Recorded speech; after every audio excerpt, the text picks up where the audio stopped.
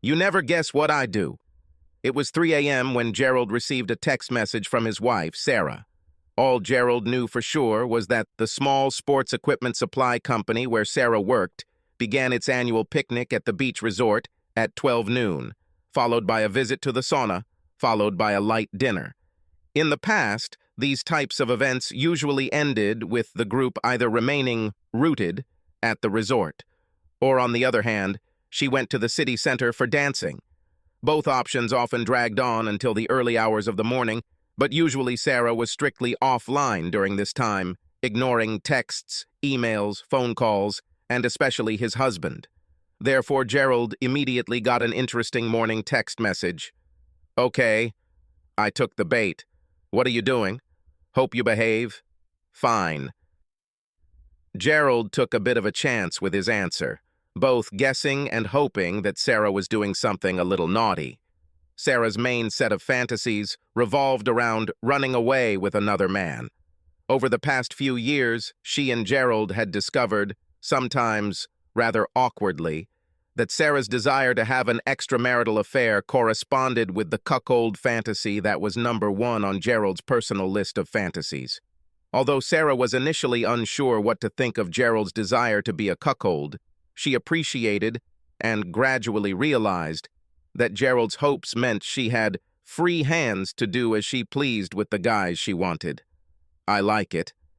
Gerald guessed that due to the context, especially the lateness of the day, Sarah would not have written to him unless she had something quite interesting to report. He swallowed, his pulse beginning to quicken, as his wife confirmed his hunch. "Let's play come-back bottle." Gerald's head began to spin. It was hard for him to imagine several, or almost any, of Sarah's colleagues playing Spin the Bottle, a version of Truth or Dare, even in the wildest of circumstances. Not answering wasn't an option, but his wife playing such a game, and especially telling him about it, required an answer that was articulate enough to get some details, if any, but short enough to encourage a response, or at least keep the lines of communication open as much as possible. The first thought that came to his mind was the most obvious. Sarah was just making up a ruse. She was probably waiting for a taxi home, and making up a story that she knew would make her husband go crazy, which, he had to admit, worked quite well. Fine. But the only logical option for Gerald was to go for the moment, regardless of whether his wife was fooling him or not. "Who are you playing with? And how long you already are? You playing?" Gerald suggested that if Sarah had the answers to these two questions, it would establish almost immediately whether she was lying to him and enough information to hopefully allow some type of follow-up question to be asked. While Gerald waited nervously for an answer, he convinced himself that this must be some kind of make-believe. Sarah had never been particularly forthcoming about her flirtations, especially during the process. But on the other hand, as the couple became more comfortable with each other in their fantasies, Sarah became increasingly bold in rubbing her desires in Gerald's face, somehow realizing that her behavior was something that would anger and humiliate most other men, only drove Gerald crazy with excitement. Several people from work and several of other companies, which also use this resort. "We don't play too much long. Mostly nothing unusual did not happen. Bye." New information about people from a different company made Sarah's story a little more believable. Gerald simply couldn't imagine many people in Sarah's office engaging in such potentially revealing activity, in front of each other anyway. Plus, her assertion that nothing special happened seemed quite realistic, since Gerald guessed that most adults who start a game of Spin the Bottle usually don't go very far. And his wife's message left a good reason for a natural follow-up message. Mostly? Gerald realized his pulse had quickened as he waited impatiently for an answer. He remembered that Sarah had packed a pair of brown shorts and a little top, an outfit that would be comfortable after the sauna and cute on the dance floor. Stephanie should have kissed the guy from another company, but I can tell what this means to her. Gerald couldn't help asking, "Stephanie there?" Gerald had never met Stephanie, but felt he knew her a little, one way or another, since Sarah often told stories about her co-workers. The answer came almost instantly. Yes, he offered you play with us. By phone. Hink, she still doesn't believe that you exist. You are sitting next to me. We'll tell you if the bottle will indicate to you and me. I can rotate it for you to move. Okay? The speed of Sarah's responses again raised Gerald's suspicions that his wife was making up the event. First of all, it just wasn't like Sarah to keep him up to date with her adventures, as Gerald called them. And secondly, even if she had decided to do so, Gerald would have found it difficult to imagine anyone in playing like spin the bottle while spending time sending text messages. On the other hand, the level of detail in the story was too complex, unless, of course, Sarah borrowed the plot from some magazine or internet forum. These guys know that you retate to your husband, it won't cool you down with their ardor. Gerald wasn't sure it was a great idea to highlight the fact, albeit indirectly, that a married woman shouldn't play any form of truth or dare, but also thought that since Sarah was considerate enough to inform him of her mischievous behavior, or to devote time and imagination to inventing such tasty lies, he could also play along with her. I wasn't worried too much strongly about this. Some from my fans seemed curious, suspicious about what kind of guy allows his wife to stay so late. I think they may want to check your borders especially. Jerry, you're kidding with me. What you mean, check mine boundaries? Now Gerald was almost sure that Sarah had made it up. What she reported played on his wildest fantasies. In a way, Gerald didn't want to ruin the illusion his wife had gone to the trouble of creating, but he also couldn't resist pushing Sarah to make a bold statement. Micah must go. Gerald's imagination was working at full speed. Could it really be true that his gorgeous wife got involved in a game of spin the bottle at 3 a.m. with at least one co-worker who had already expressed his feelings for her, despite, or perhaps because of, the fact that Sarah was married and also involved him, at least in a virtual sense, before Gerald could actually process the information he needed to decide whether this was really happening? He received a text message from an unknown number. Gerald usually ignored unknown numbers, but he usually didn't get a text message at 3:20 in the morning, while his wife was in town playing Truth or Dare. Hello, Gerald. Are you really here? Sincerely, Stephanie now. Gerald's heart really began to beat. The likelihood that Sarah would bother using 2 cell phones just to turn him on was 0. Gerald poured himself a whiskey and created a contact under the name Stephanie in his address book for the new number that came with the text message. Nervously, he replied, "Hello, Stephanie. Seriously, poznakомиться with you." "What's happening?" Stephanie responded instantly. "Let's spin the bottle. I thought S said you." See, busy with J. Gerald found it surreal talking to someone he didn't know and hoped he could adapt to the communication style of the youth. Jay? Gerald sent the text back, even though he guessed the answer. "Jerry, he's really interested in your wife. You maybe better not let S play too much long. Already offered to kiss him." Gerald shifted his position restlessly in his comfortable chair when his wife's young colleague informed him of Jerry's lewd request. Gerald's knowledge that the young and beautiful woman not only knew of Jerry's desire for Sarah, and warned him about it, hinted at a potentially humiliating relationship with the situation, especially when combined with the fact that Jerry had already asked his wife to kiss him. What made the situation even more difficult were Stephanie's warnings, which made it clear that she had no idea that Gerald would be powerless in a situation where another man, especially one who Sarah liked, was making a move on his wife. Gerald knew that a young, attractive woman like Stephanie would probably not understand his submissive behavior, and especially would not understand his desire for her to know about any such decision, to continue allowing his wife to play this dangerous game, because her preformed ideas about marriage. She made it? Gerald used ambiguous punctuation that both accurately reflected his excitement and could, and probably will, be misinterpreted by Stephanie. "Sorry, I said that I couldn't be in front of everyone, but agreed to reach an agreement in the corridor. They are still there.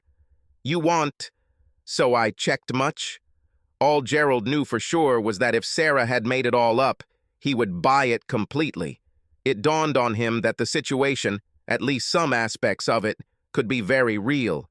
He was wondering how to respond to Stephanie when another text message, this time from his wife, ringed through his phone. I'm back now. Andre's turn.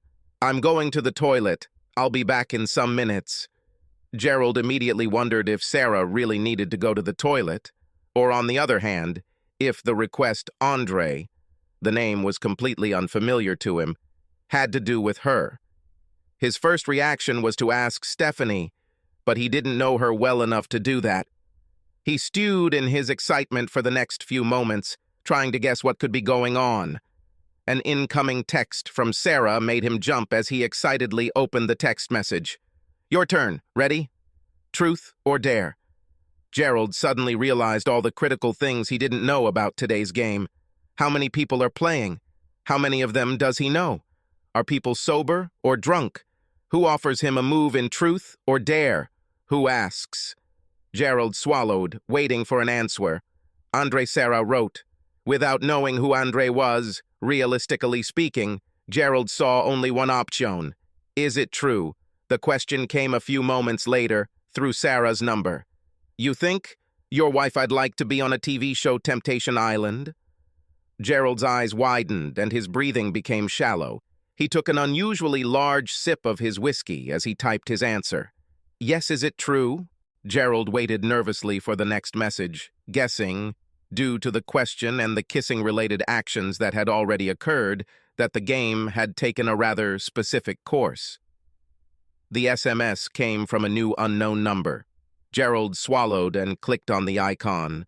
Great answer and correct, according to your very attractive women. Gerald couldn't help but wonder how Andre, Sarah, and Jerry would interpret the fact that he could not only answer such a question correctly, and whether the question would have consequences. He created a contact for Andre in his address book, while he nervously waited. What would happen next? SMS came from Sarah. Your turn. Bottle points to Jerry. Sarah sent an SMS and thought, together with several people from a small group, would Gerald be able, or would like, to find out what she was doing in the evening? Gerald was actually dying to know how well Jerry and Sarah met in the hallway a few moments ago, but couldn't bring himself to ask the guy, one he'd never met, if he'd kissed his wife. A new text message from Stephanie demanded action. I asked, it's true or action? Another text came almost instantly, again from Stephanie. Is it true Gerald sent Sarah a text about something he was really interested in? Something that would give him a hint on how to proceed? Ask Jerry. How many my wife drank and what? A few moments later, a new unknown number rang, and Gerald's adrenaline surged. He was almost sure that he was going to communicate directly with the guy who wanted to seduce his wife. Moreover, a guy who was physically present in a game of spin the bottle truth or dare with his Sarah. Gerald carefully pressed the message icon. That's two question. She drank quite a lot. If you want to know what you must wait for your next line. The small group gathered in Jerry's apartment sighed as Jerry read the reply he had sent to Gerald. But Gerald did not share the contents of the second SMS, which he sent immediately after the first. I can tell you what she drank because felt it on her language when I just kissed her. She great kisser. Jerry wasn't quite sure what kind of guy his hot co-worker's husband was, but was determined to find out. He'd been out on the town with Sarah enough times to become the beauty's completely bewildered husband. Jerry knew that if he were ever lucky enough to marry a woman like Sarah, he, like most guys, would never let her go out late at night, especially with guys like himself. Jerry experienced a rush of testosterone as he sent a text to Sarah's husband, warning him about the stakes they were playing for. Jerry guessed that the worst that could happen was that the guy would explode and somehow interfere with the game. But something told Jerry that Sarah's husband would give in to the provocative challenge he had just sent to his colleague's husband. If a guy's going to let his wife go out and play, he shouldn't be surprised if someone wants to take a serious swing at her, Jerry reasoned. The question was, Jerry concluded, to what extent will he let things go, and does he understand what I would really like to do with his wife? However, Jerry also found Sarah mysterious. She made no attempt to hide the inconvenient fact that she was married, but at the same time, she didn't back down. Those few times, when admittedly he was a little drunk, and crossed the line with her. He remembered, with particular tenderness, several slow dances where he confidently slipped the palm of his strong hand below Sarah's lower back, cupping her curvaceous and firm ass. Jerry wasn't at all sure how Stephanie, the only one left from their company in this risky game, would react to his plans in relation to Sarah, as well as Mandy, another beautiful woman who does not work for their company, but apparently Sarah's close friend. Stephanie could, of course, gossip internally, but that seemed unlikely. It wasn't her style. But Mandy, a mutual friend of Gerald and Sarah, could show her cards. There was always a risk. But Gerald's involvement, via text, was Stephanie's idea anyway, an idea that Mandy also seemed to find quite funny, Jerry noted. In fact, it seemed like Stephanie and Mandy made sure Sarah had a few shots of vodka before bringing up the idea of spin the bottle or Gerald's involvement. It was almost as if they were all curious about the same thing. How far is Sarah willing to go in the game? One person Jerry wasn't worried about was Andre, a guy from another company who everyone had just met tonight, apparently Mandy's co-worker. Andre showed good sense by staying and spending time with the group as they began discussing whether to stay at the beach resort or go into town. Most of the people, from both companies, had gone home at that point. However, Jerry noticed that Andre seemed to be sizing up the odds and the circumstances of 3 attractive and apparently available women. Since Jerry's apartment was within walking distance, the small group of 5 now found themselves there and were now watching their young and hunky friend spin the bottle, not knowing that he had just communicated the fact that he had kissed Sarah to her husband's face. In another part of town, Gerald was ready to explode. He had never directly experienced another man's desire for far less illicit acts with his wife. And while that first illicit kiss was fairly discreet, the others involved probably had little doubt about what had happened. Gerald had never met Jerry, but Sarah, for her part, also enjoyed making her husband twitch more than one time, talking about his close encounters with Jerry. Gerald was experiencing his moment of truth. If he had confronted Jerry or Sarah about the supposed kiss, he would have broken the basic logic of the game. And if Jerry or Sarah had reacted negatively, the entire group might not have liked his involvement anymore. The whole game could fall apart. But on the other hand, if he had not reacted to Jerry's boast about kissing his wife, he would have communicated to Jerry that, in essence, he was some kind of weakling, implicitly giving him permission to do as he pleases with his wife. Gerald found himself in a stalemate situation. To continue, he had to remain silent until asked, as part of the game. However, as he continued, he also confirmed, by default, to Jerry that Jerry had full permission to continue his course of action towards his wife, Sarah. Plus, if the game continued on its course, there was a risk that Stephanie, who tried to warn Gerald about Jerry, might conclude that Gerald wasn't going to interfere when another guy made a move on his wife. Gerald couldn't think of any positive conclusions that Stephanie could have drawn if he had not intervened in some way.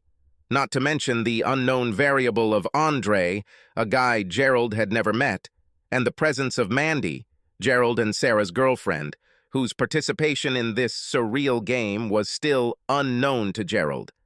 An incoming text message arrived on Gerald's phone from Stephanie. The bottle points to Mandy, and she takes action from Jerry. Gerald swallowed. Mandy was a mutual friend, a hot one, who knew about Sarah's wild side as she was present at the conference when Sarah allowed one of their mutual friends to make a, what shall I say, move on her. Moreover, Gerald always had a suspicion that Mandy also had her own wild side. Gerald couldn't resist the urge to find out what Jerry dared to suggest Mandy do, and Sarah couldn't resist the urge to tell him. Jerry suggested Mandy take off her blouse. In the apartment, Mandy had no problem taking off her blouse and was now sitting, relaxed with her cider, in a cozy group of 5, wearing a lacy black bra. Gerald refrained from asking questions about Mandy, not wanting to jeopardize his participation in the game due to any unnecessary communication. Sarah updated information for Gerald. Stephanie's turn. She chooses the truth. Mandy asked if she has tattoos. Although he had never met Stephanie in person, the question turned Gerald on, especially when Sarah informed him moments later that Stephanie had admitted to having a tattoo that no one in the group knew about. Gerald, along with everyone else in the group, immediately surmised the kind of insolence Sarah would likely get if she ever opened herself up to the possibility. A few moments later, Gerald received a text message from Stephanie. "My turn, bottles points tuss. I'm on the toilet.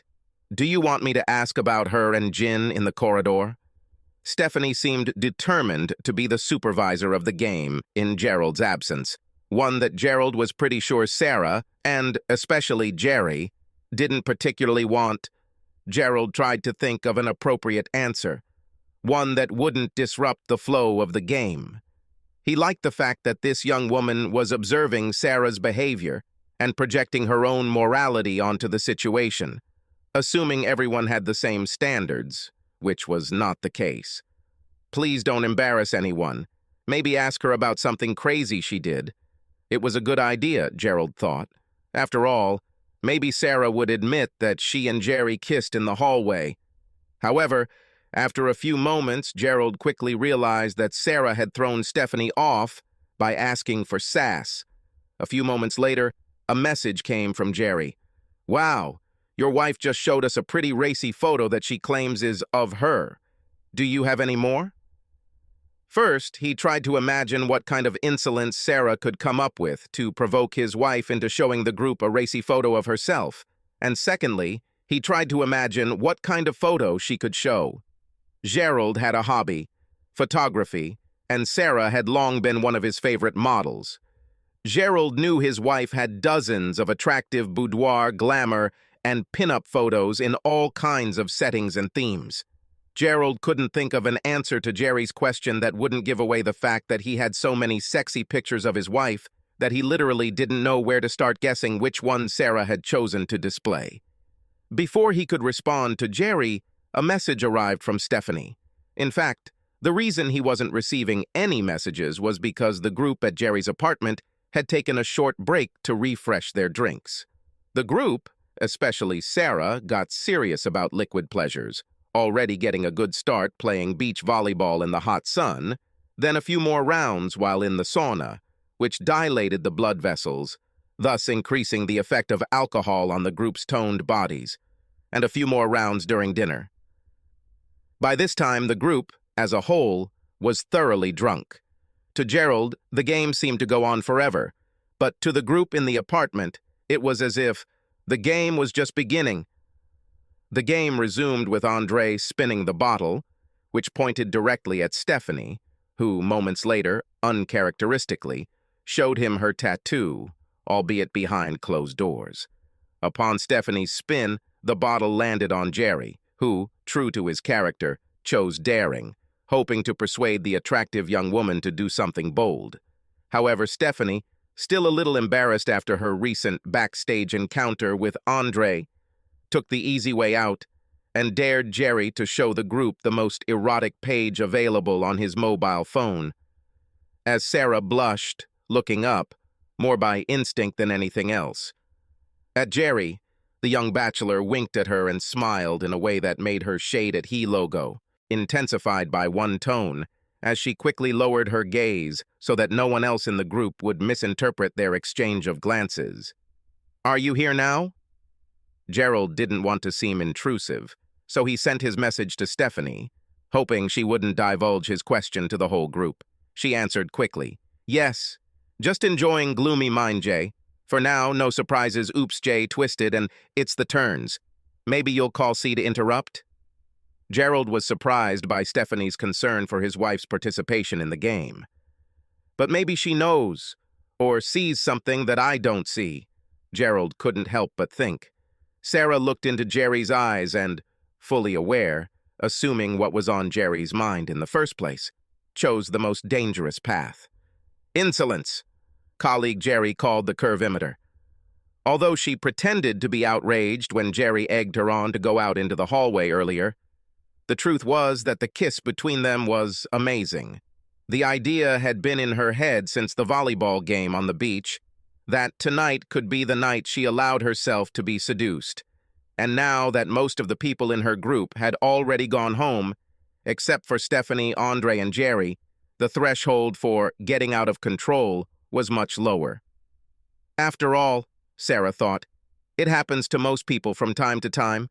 Why not me, tonight? Again, Sarah appreciated Jerry. What she especially needed, she realized, was a pair of strong hands like his, a body like his, taking her in a way that was simply impossible with her own husband. And the fact that he was handsome meant a lot too. She couldn't help but think.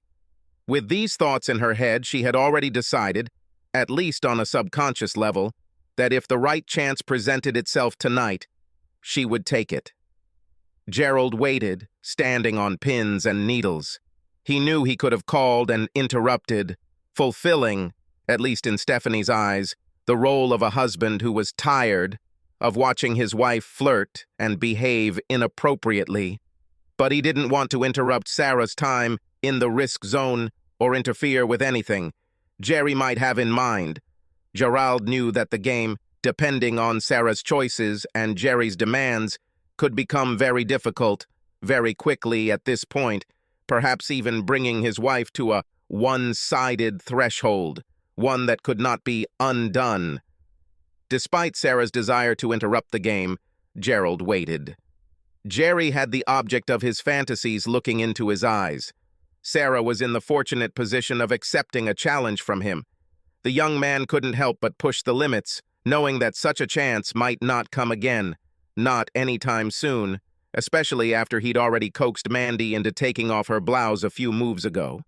He figured that peer pressure would, at least to some extent, be on his side. "It's time for you to take off your outerwear," he said with a mischievous smile, suggesting that Sarah was no more modest than Mandy.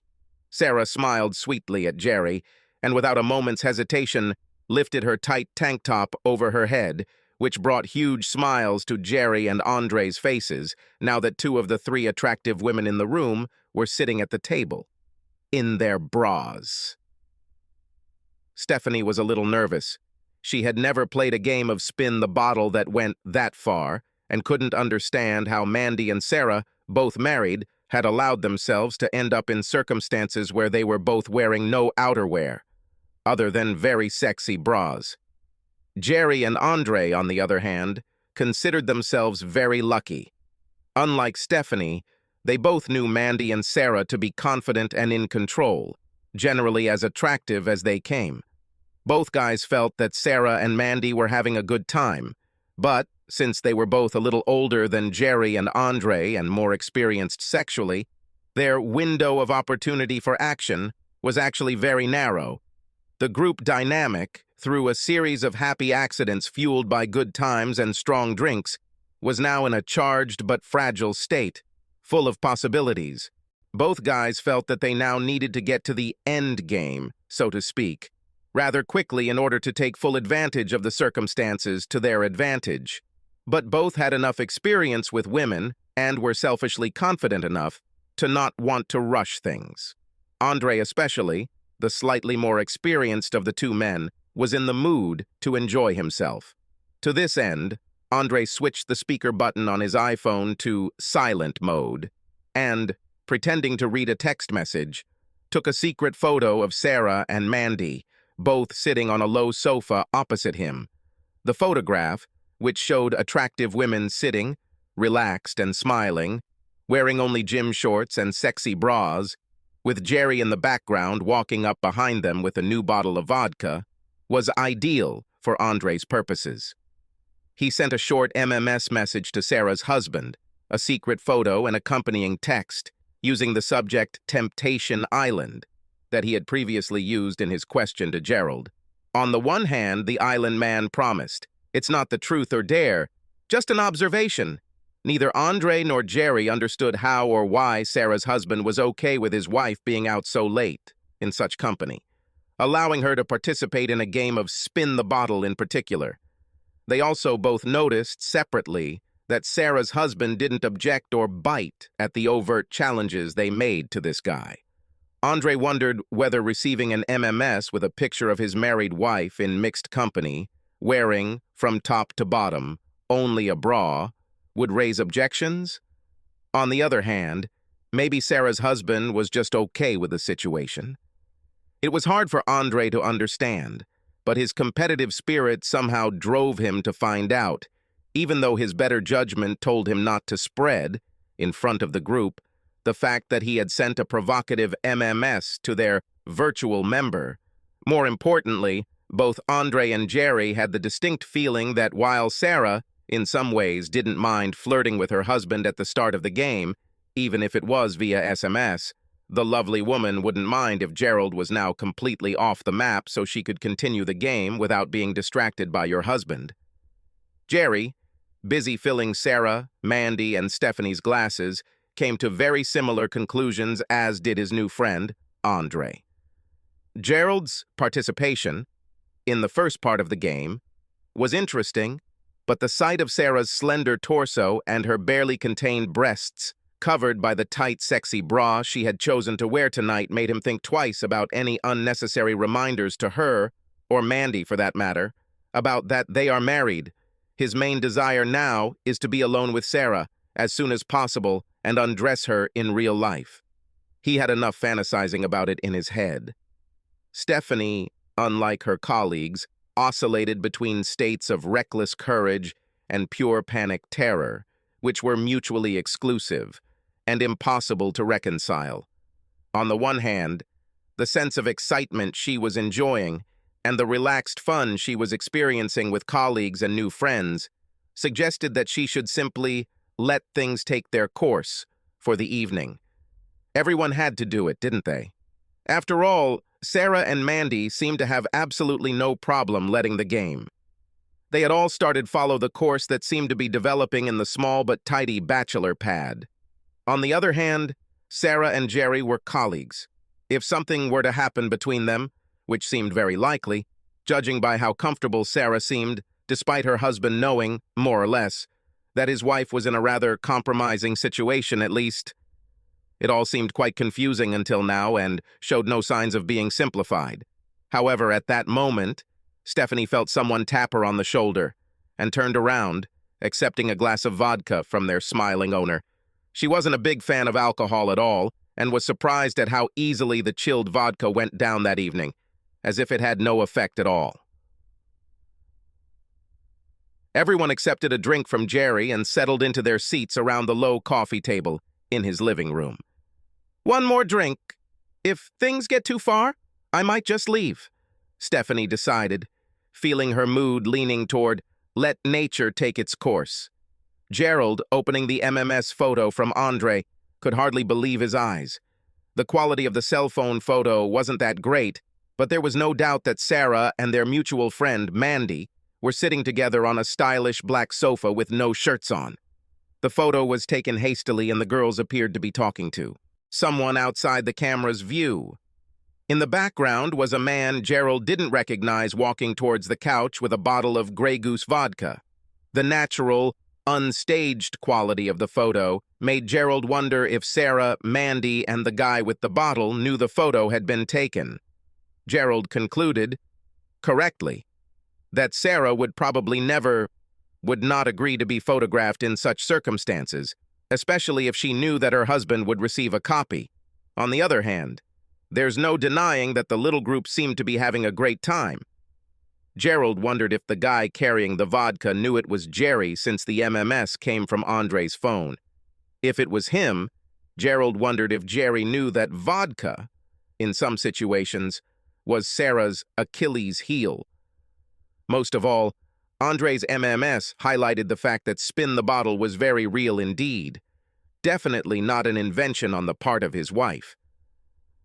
And with the information he now possessed, Gerald knew that if he didn't do anything, the game could get out of control very quickly. He guessed that Sarah couldn't have known about the humiliating MMS Andre had sent him, teasing him with the fact that the guys in the apartment were enjoying the sight of his wife, which usually should have been a privilege exclusively for him. In that sense, the evening was very similar to the TV show Temptation Island, which Andre referenced several times throughout the evening. And Sarah was unaware of Stephanie's attempts to warn Gerald that the game was taking a potentially dangerous turn. Mandy's presence further complicated the situation. Both Sarah and Gerald were friends with Mandy, and the fact that Sarah was walking dangerously close to the line between loyalty and infidelity would not have escaped her attention. But it was also obvious that Mandy was having her fun this evening. The two attractive women had clearly suspended the norms of real life for the evening, moving away from the real world that constitutes their respective and respected, demanding, multifaceted lives. Gerald's situation was difficult. Everyone in the game knew that Sarah was in a very compromising position, almost certainly the target of a thinly disguised seduction. On top of that was Gerald's knowledge that several mutual acquaintances, even a friend, Mandy, were not only fully aware of the inappropriate situation, but were also aware that he knew what was going on, and was thus retreating, so that the other man could make a move on his wife. These circumstances paralyzed Gerald. There was no chance that he would interfere with his wife's true desires, nor interfere with the actions of anyone who would try to seduce her beyond their marriage vows. The fact that others knew, and probably wouldn't understand any better than he did, wasn't just something he could live with, although he couldn't explain why. At the apartment, the group paused for a toast. Each of the participants had their own opinion about the situation in front of them, but it was one of those magically warm summer nights. In turn, Sarah now twirled the bottle and sighed as it pointed directly at Stephanie. She hoped the bottle would point to Jerry so she could come up with something bold that would speed things up, in private. Really, Stephanie stated, as she did every time the bottle rested on her throughout the evening. Sarah couldn't really think of a question. She liked it better. It's better to answer questions and receive insolence than to come up with them yourself. An idea flashed through her head. Can you keep secrets? That is, what's said and done in our game stays in our game? Sarah asked mysteriously. Yes, Stephanie quickly replied, implying it, and wondering what dark secret her colleague was going to try to get out of her. And are you sure this is true? Sarah smiled. Yes, Stephanie answered impatiently. Okay, then it's your turn. Spin the bottle. Sarah grinned, very pleased with how quickly she had gone through her turn, while simultaneously conveying, in a roundabout way, the expectations that she hoped the young woman would respect, no matter what happened that night. Stephanie twirled the bottle, and it pointed at Andre, who replied, "True," and ended up admitting to the group, at Stephanie's request, that he probably won't act like a gentleman if the game continues. His answer, and the smile he threw as he looked around the small living room, made Mandy and Sarah smile. This made Stephanie gulp. Andre twirled and laughed, self-confidently, as the bottle rested on Mandy, who, with equal confidence, asked for sass. Andre thought for a moment, weighing his words. Sarah and Stephanie wondered if this was the turning point in the game, when the stakes were raised. "I dare you to dance for me," Andre said, leaving the insolence hanging in the air like a helium balloon. Stephanie's eyes widened in alarm. Jerry cleared his throat, admiring their new friend's courage, but hoping that such a potentially explicit request wouldn't scare the girls off or kill the potential of the game, right up until Andre made his move. "Okay," Mandy smiled, rising to her feet and confidently swallowing her vodka shot in one motion, "but in private." Mandy reached out to Andre and led him through the living room, walked into Jerry's bedroom, and closed the door.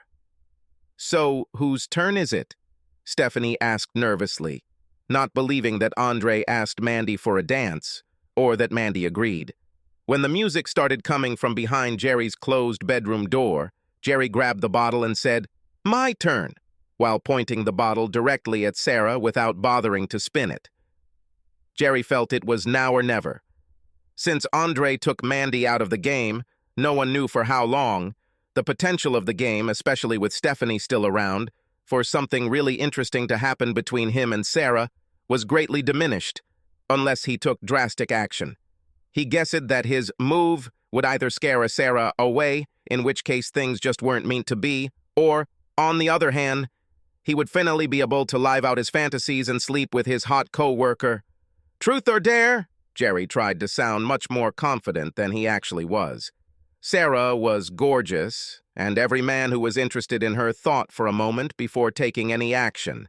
Her one weakness may have been her persistent inability to accept, much less recognize guys who liked her, most of whom suffered in silence, wanting her from a safe and anonymous distance.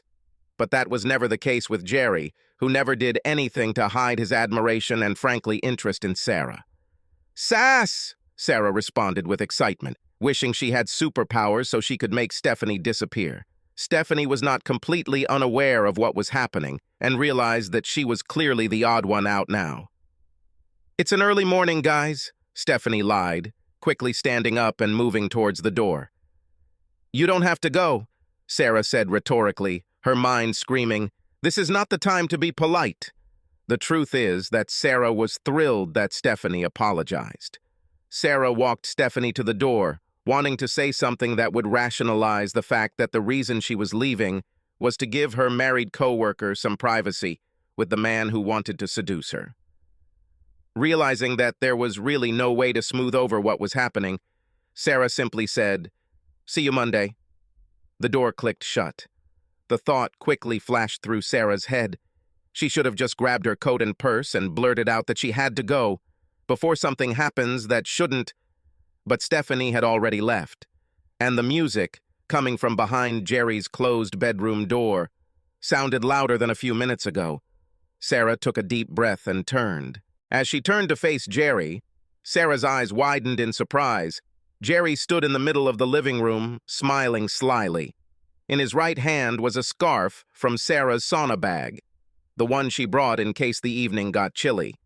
"It's time for your sass," Jerry began. "I need to go to the bathroom. While I'm there, go out to the terrace and wait for me, okay?" "Not very cocky," Sarah retorted. "Your impudence is to leave your shorts here. Once you're on the terrace, blindfold yourself with these," Jerry asked, handing Sarah a light black and green scarf. "I'll be out in a few minutes."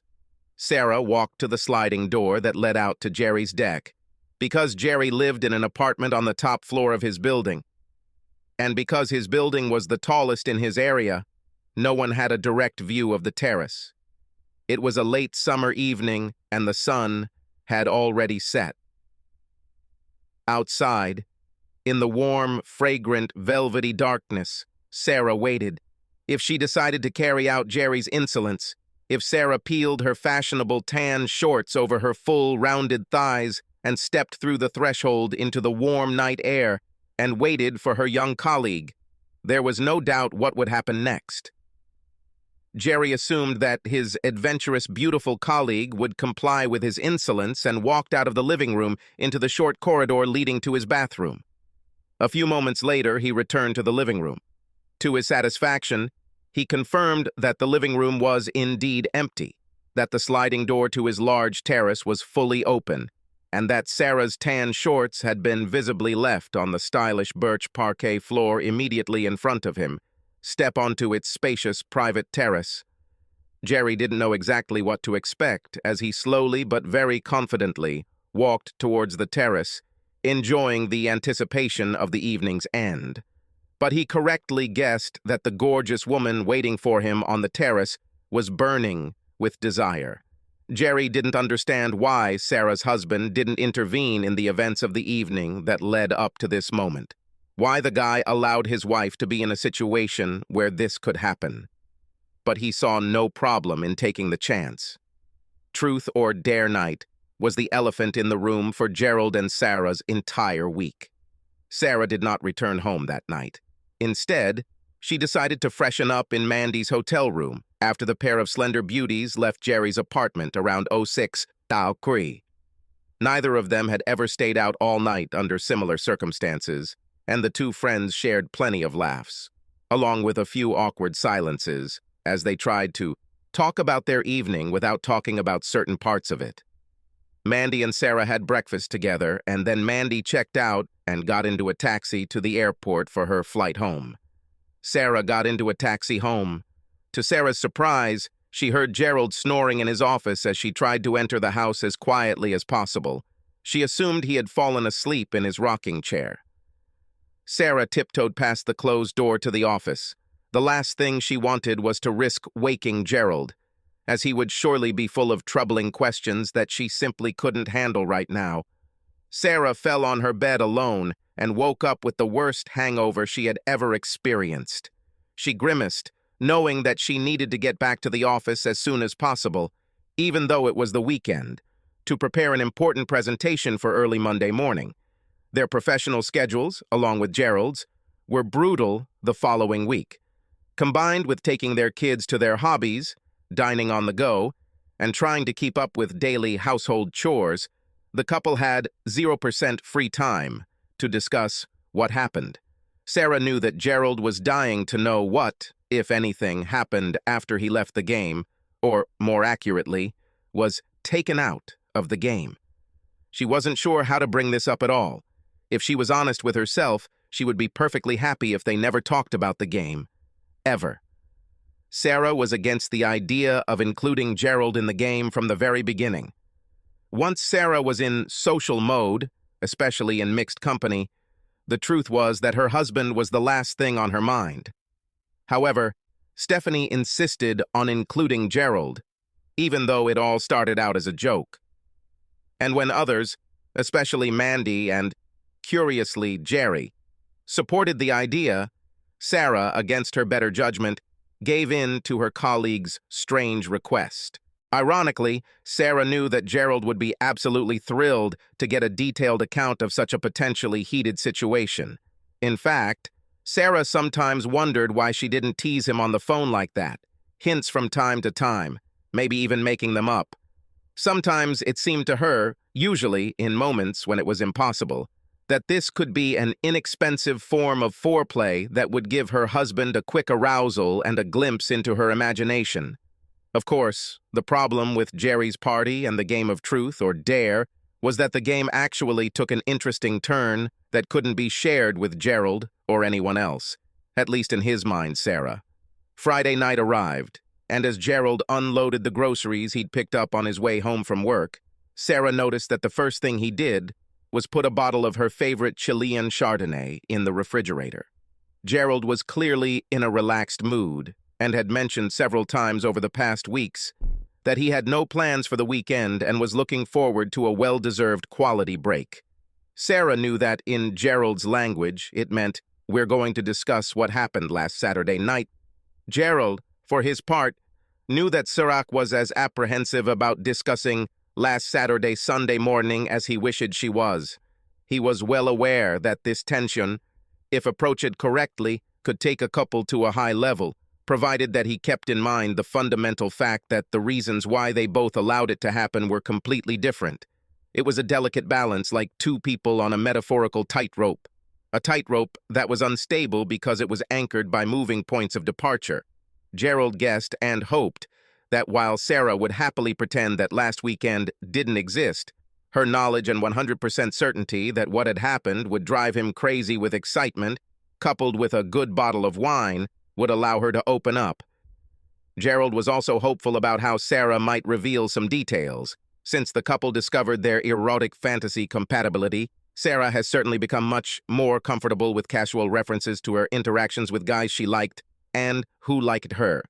Gerald assumed that giving Sarah several options to start the conversation would work much better than waiting for her to bring up the topic herself, which could potentially result in them never discussing what happened. Gerald cleared his throat as the couple entered the kitchen after finishing the TV program the family was watching.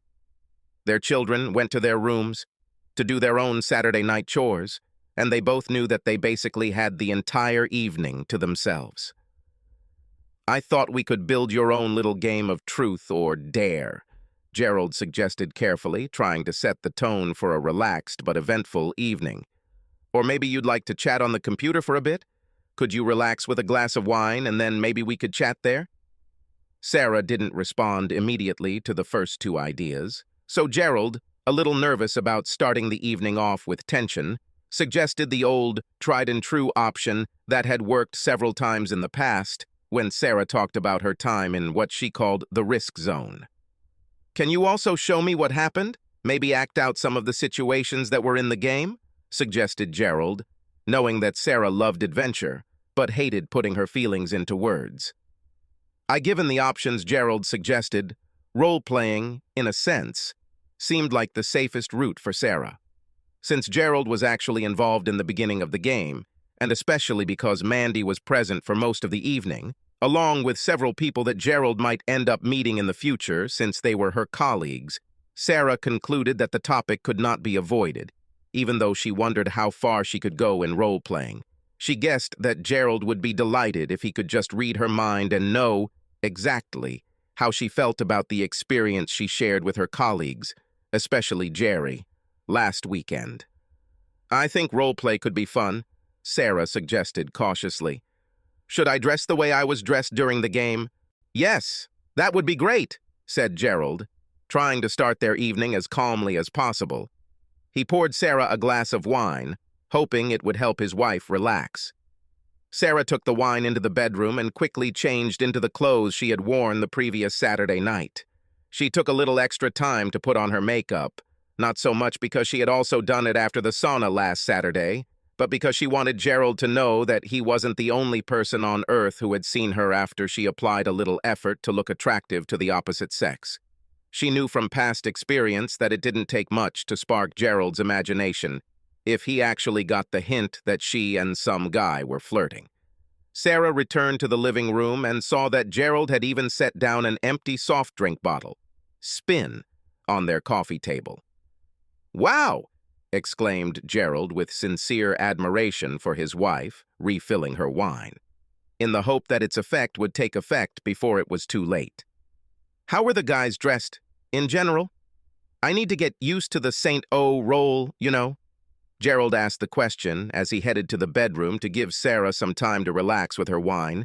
He was very pleased that she actually wore the same tank top and shorts she left home in last Saturday. "T-shirts and beach shorts," Sarah said, not bothering to add how delicious the guys looked. It was even worse when they were on the beach playing volleyball, and the guys had no shirts on. During the game itself, Sarai and Mandy exchanged a few quick winks and politically incorrect remarks about the guys in the group, not really caring when they were caught doing it a few times. This was fair because Sarah and Mandy, unlike the young girls from Sarah's office, who wore swimsuit tops and shorts, played in their bikinis and attracted the attention of the guys just as much. Sarah knew that such information would drive Gerald crazy, but she came to the conclusion that Gerald didn't need to know everything. Gerald returned a few minutes later wearing golf shorts and a t-shirt. Well, role-playing truth or dare without actually playing truth or dare is pretty difficult, Gerald laughed. The group seemed pretty relaxed about it. "Yes," Sarah answered truthfully. "Jerry had vodka, and we made a rule that if you refused truth or dare, you had to take a shot." Without giving too much away, maybe you can play a few of the sassy ones you've taken on?" Gerald hoped, raising his eyebrows in anticipation. "Or, of course, we have a bottle of vodka that I can stick in the freezer." Sarah laughed.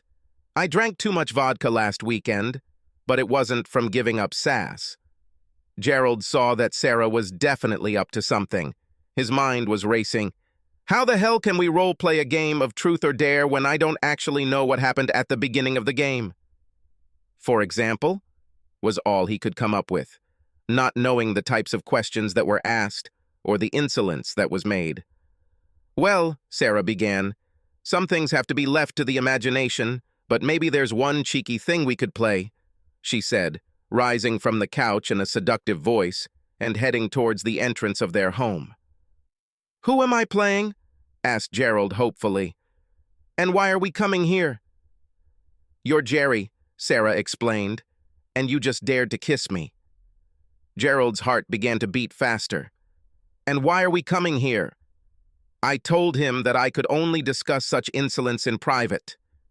And Gerald didn't have time to finish his sentence before Sarah met him, turning the corner, with open arms, embracing him with a passionate kiss. Gerald reciprocated, amazed at the fierce urgency that his wife actually conveyed with that kiss. He wondered if she was hoping to interrupt the role play, or if, on the other hand, she intended to show him other parts of the game that actually happened. "You let another guy—" "Shh, Jerry. The others will hear," Sarah hissed in his ear, trying to get Gerald to use his imagination instead of telling what she was demonstrating. Gerald's wife emphasized the use of imagination by showing her husband, in fact, resuming the absorbing kiss, while she wondered how much she would actually be able to show Gerald. "Let's go back to the others," Sarah played, leading her husband back into the living room. Sarah hesitated with the idea of telling Gerald that the rest of the evening was something best left to the imagination, but felt that this would bring the evening to a premature end. She was ready to move into the bedroom now and make love to her husband. However, she knew that Gerald was eager for details about the night of socializing and the party when she didn't even bother to come home. She did wonder how much she could or should try to tell her husband about what happened with Jerry. The slender blonde took a sip of her wine and looked at her husband, deciding to torture him a little, to see how he would react to the fact that she took role play seriously for at least a few more minutes. "I can't believe you dared ask me to take off your top, Jerry," Sarah said, seductively removing the tight garment and tossing it to her husband. "When you asked Mandy to take it off, I was almost disappointed, a little jealous. But I think when Mandy and Andre disappeared into the bedroom, you were left with just Stephanie and me. But then Stephanie left. It was just you and me, alone." Sarah let her words fade, leaning back like a pin-up model on the couch, or an actress finishing a monologue. Gerald swallowed his saliva. His wife was wearing the same sexy bra he saw in the picture Andre sent. When he received this photo, he knew that the game, like many games of truth or dare, had taken an interesting turn. And his wife just confirmed that not only did Mandy and the other guy go into the bedroom, but that Stephanie also left, leaving Jerry and her alone in the living room. Gerald was careful in his statements. Sarah had actually been playing role play in the last few minutes, and as far as he could tell, Sarah was showing him what really happened. Sarah took a deep breath, wondering if she could show her husband. "But dare to invite me onto the terrace, without even my shorts, and blindfold me? After all, I'm married, and my husband, as far as we know, is still trying to play the game," Sarah said with mock condemnation in her voice. "You seem very confident in yourself. Do you think I would really do something like that? You'll probably have to go outside in a few minutes and check, since it's so daring." Sarah and Gerald role-played a lot of times, but usually talked about events as if they happened in the third person. The few times they actually tried to speak in character or act always seemed awkward. But Sarah pushed all her husband's buttons, visualizing the moment when Jerry dared her to take off her shorts, go out onto his balcony, and blindfold her. The truth is, that she had never been so excited in her entire life as in the moments following her young colleague calmly making this outrageous demand. Sarah remembered how she quickly took off her tan shorts and enthusiastically crossed the threshold into the warm night. She felt a shiver of excitement as she tied the scarf over her eyes and waited for her suitor. She had been waiting for such a meeting for years and was more than ready for whatever the next moments, and, as it turned out, hours, would bring. Tonight, on her own terrace, she decided to show Gerald that she had met another man, blindfolded, on the terrace. Perhaps, after some time, Sarah will torment Gerald even more by revealing more explicit details about what a talented and skilled lover Jerry was. A noise from the direction of their living room signaled Gerald's approach, and Sarah tried to relax. Sarah decided to let Gerald use his imagination to fill in the blanks about what happened last Saturday night. If he can stay in character, perhaps she'll reward him by telling him she has a real-life date tomorrow night with her new lover. 3-5. Subscribe to our channel so that your second chaff doesn't cheat on you, and go ahead and listen to the next story, because this story is nothing compared to the next one. If you're under 18, don't even think about listening to the next one.